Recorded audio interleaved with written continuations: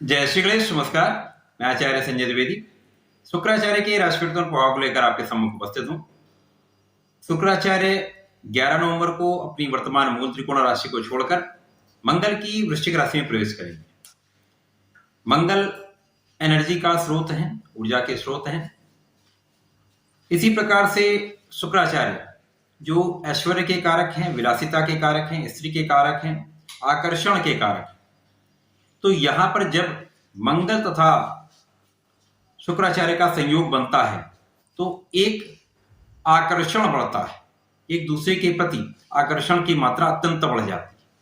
तो यहां पर धन का भी बहुत लाभ मिलने वाला है, यहां पर कार्यक्षेत्र में भी बहुत प्रगति होने वाली है, आपका ऐश्वर्य भी बहुत बढ़ने वाला है, परंतु यहां पर बहुत नियंत्रण भी रखना होगा। अब किन राशियों को बहुत लाभ मिल रहा है, किन राशियों को बहुत सावधान रहना होगा, नियंत्रण रखना होगा, मैं संपूर्ण विश्लेषण करने जा रहा हूं।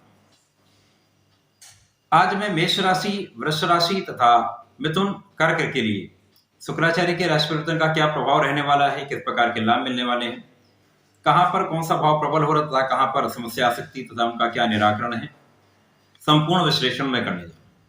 ये राशिफल आपके चंद्र राशि पर आधारित है। जिन जातकों का लग्न मेष, वृष, मिथुन अथवा कर्क है उनको भी राशिफल अवश्य देखना चाहिए। शुक्राचार्य जो ऐश्वर्य के कारक है, वैभव के कारक है, विलासिता के कारक है, इस जगत में जितना भी धन वैभव है, ऐश्वर्य है, भोग विलास है, स्त्री सुख है, आकर्षण है, इन सब का कार्यकत्व शुक्राचार्य के पास है। जेंट्स ज्वेलरी, आभूषण, साथ ही साथ बड़े गाड़ियों का, भूमि संपत्ति का समस्त कार्यकत्व शुक्राचार्य के पास होता है। शुक्राचार्य अब मंगल की राशि में प्रवेश कर रहे हैं। तो प्रथम राशि मेष राशि, मेष राशि मंगल की ही राशि है।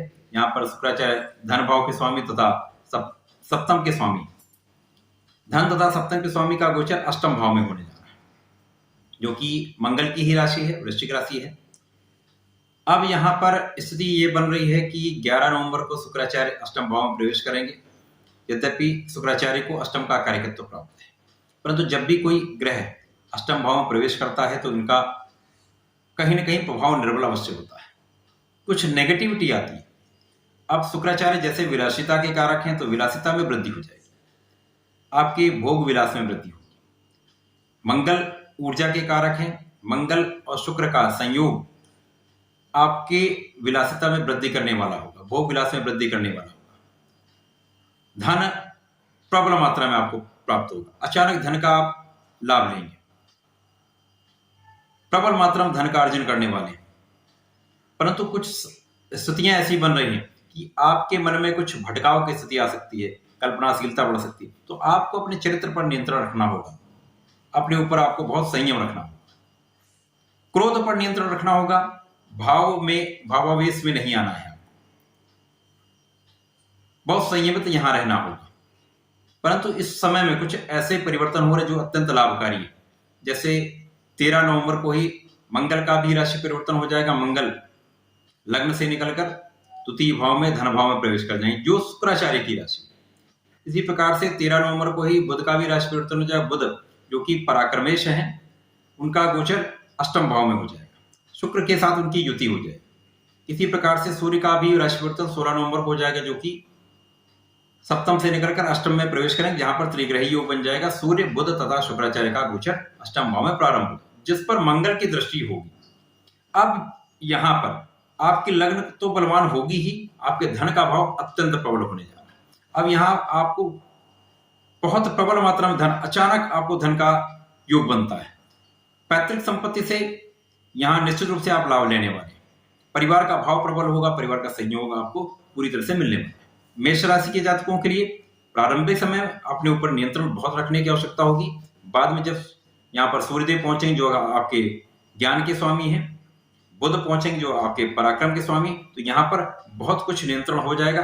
परंतु इस समय में मंगल शुक्र का संयोग भटकाने वाला होता है, आपको अपने ऊपर नियंत्रण अवश्य रखना होगा। यदि आप अपने ऊपर नियंत्रण रखेंगे तो निश्चित रूप से आप प्रबल धन का लाभ लेंगे, आपके ऐश्वर्य में बहुत वृद्धि होगी, आप बहुत ऐश्वर्यशाली, बहुत गौरवशाली होने वाले, आपका आकर्षण बढ़ेगा, आपकी सुंदरता में वृद्धि होगी। वृषभ राशि के जातकों के लिए शुक्राचार्य का गोचर सप्तम भाव में होने जा रहा है, जो कि मंगल की वृश्चिक राशि है। जब शुक्राचार्य सप्तम भाव में होंगे तो इनकी सीधी दृष्टि का प्रभाव लग्न पर होगा, लग्न जो कि शुक्राचार्य की ही लग्न है। मंगल तथा शुक्राचार्य का सीधा संबंध यहाँ पर बन रहा है, लग्न पर है, इसके कारण आपके साथ भटकाव की स्थिति निश्चित रूप से आने वाली है। आपका आकर्षण बहुत बढ़ेगा, आप में सुंदरता का भाव बहुत बढ़ेगा, आप बहुत सुंदर दिखने वाले हैं, बहुत ऐश्वर्यशाली दिखने वाले हैं। परंतु यहाँ पर आपको बहुत संयमित रखना होगा, बहुत ही यहाँ अपने चरित्र पर आपको नियंत्रण रखना होगा, क्योंकि यहाँ पर भटकाव की स्थिति आ सकती है। यहाँ 13 नवंबर को स्वयं सप्तम के स्वामी लग्न में प्रवेश करेंगे। अब यहाँ पर सीधा मंगल तथा शुक्र का संयोग बनेगा, यहाँ पर भटकाव की स्थिति और बढ़ेगी। आपका आकर्षण दूसरों के प्रति तीव्रता के साथ बढ़ेगा, यहाँ आपको बहुत संयमित रहना होगा। परंतु यहाँ पर सूर्यदेव जो कि सुख भाव के स्वामी है, बुध जो कि यहाँ पर पंचम के स्वामी है, ज्ञान के स्वामी है, बहुत अच्छा परिवर्तन होने वाला, जिसके कारण सूर्य बुध तथा शुक्र का ये संयोग आपके सप्तम भाव में बन जाएगा। अब त्रिग्रही योग आपके लग्न पर प्रभाव डालेगा, जिसके कारण आपकी लग्न बहुत बलवान होगा। अब आपकी भटकाव की स्थिति कम होगी, क्योंकि यहाँ पर आपके ज्ञान के स्वामी भी हैं, बुद्धि के स्वामी भी हैं, तो आप बुद्धि का प्रयोग करेंगे तो निश्चित रूप से यहाँ बहुत नियंत्रण आपके अंदर आ जाएगा। सूर्य भी होंगे जो आपके सुख के स्वामी हैं, तो यदि आप अपने ऊपर नियंत्रण रख लेते हैं, आप अपना लक्ष्य निर्धारित कर लेते हैं, कार्य क्षेत्र पर ध्यान देते हैं अथवा अपने शिक्षा पर ध्यान देते हैं, या आपका जो भी लक्ष्य है उस पर ध्यान दें, तो 100% यहाँ आप निश्चित रूप से सफल होने वाले। धन का प्रबल मात्रा में आप अर्जन करने वाले हैं, ज्ञान की मात्रा आपकी बढ़ने वाली, संतान का सुख लेने वाले हैं। साथ ही साथ आपका प्रेम संबंध यहाँ निश्चित रूप से बहुत प्रबल रहेगा, यहाँ आपको संयमित भी रहना होगा। तो वृषभ राशि के लिए बहुत अच्छी स्थिति है, परंतु बहुत नियंत्रण की भी आवश्यकता होगी। मिथुन राशि के स्वामी बुध हैं। मिथुन राशि के लिए शुक्राचार्य द्वादश के स्वामी तथा पंचम के स्वामी है। द्वादश तथा पंचम के स्वामी का गोचर आप षष्ठम भाव में होने जा रहा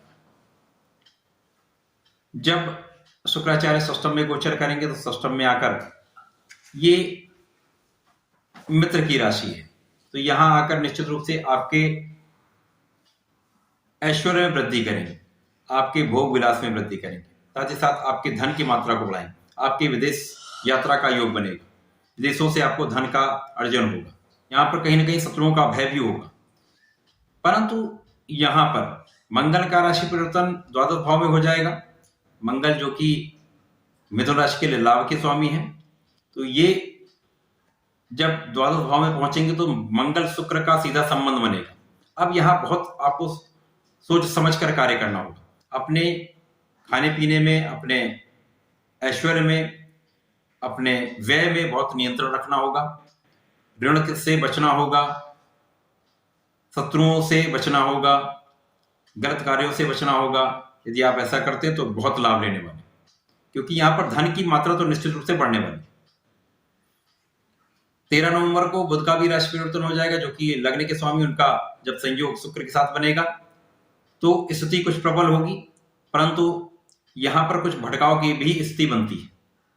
सूर्यदेव का भी परिवर्तन पंचम से षष्ठम में हो जाएगा। अब स्थिति आपके नियंत्रण में होगी, क्योंकि सूर्यदेव यहाँ पर आपके पराक्रम के स्वामी हैं, मित्र भी हैं। वो जब षष्ठम में पहुंचेंगे तो यहाँ आपको अपने शत्रु पर विजय प्राप्ति होगी, कानूनी समस्याओं में आप विजयी होंगे। साथ ही साथ यहाँ पर आपकी स्थिति ज्यादा प्रबल होने वाली, आपके अंदर नियंत्रण की भावना आ जाएगी। साथ ही साथ यहाँ पर अपने रोगों से, ऋण से आप मुक्त होंगे।